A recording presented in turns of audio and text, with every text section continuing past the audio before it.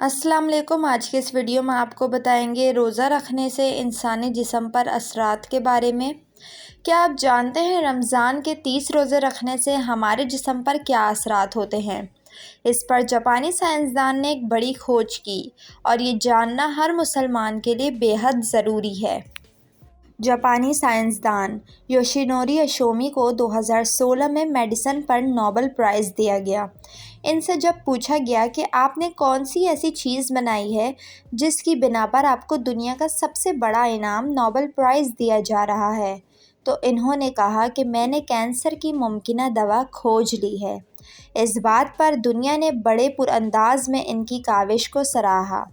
اس کے بعد جاپانی سائنسدان نے کہا، میں نے کینسر کی دوا نہیں، کینسر سے بچاؤ کا ممکنہ حل تلاش کیا ہے۔ لوگوں نے پوچھا، بتائیں ایسا کیا کیا جائے جس سے کینسر سے بچا جا سکتا ہے؟ تو انہوں نے کہا، جب ہم بھوکے رہتے ہیں تو ہمارے جسم میں موجود غذائیت ختم ہونے لگتی ہے، جس کی وجہ سے جسم بھوک محسوس کرتا ہے، اور بھوک کے دوران جسم تک کھانا نہ پہنچے تو ہمارا جسم بھوک کی شدت کی وجہ سے ہمارے جسم کے اندر موجود ان زہریلے سیلز کو کھانا شروع کر دیتا ہے جو کینسر کا سبب بنتے ہیں۔ اس عمل کو میڈیکل کی زبان میں آٹوفیگی کہا جاتا ہے۔ اگر آپ چاہتے ہیں کہ آپ کا جسم ایسے بیمار سیل سے پاک ہو تو آپ کو بھوکا رہنا چاہیے۔ جب ایسے سیلز مرنا شروع ہو جاتے ہیں تو کینسر ہونے کا خطرہ کم ہو جاتا ہے۔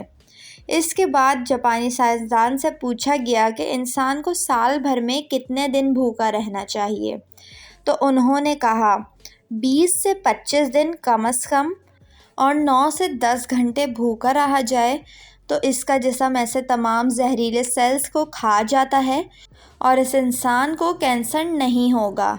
اے رب کریم، آج ہمیں سمجھ آیا کہ مومن پر روزے کیوں فرض کیے گئے، اور اس احادیث کی بھی سمجھ آ گئی جس میں آپ صلی اللہ علیہ وآلہ وسلم نے فرمایا، ہر شے کی زکوٰۃ ہے اور جسم کی زکوٰۃ روزہ ہے۔ میرے اللہ کی شان دیکھیے، جس نے عبادت کے اندر بھی بیماریوں کا علاج رکھا۔ ویڈیو کو لائک اور چینل کو سبسکرائب ضرور کر لیں۔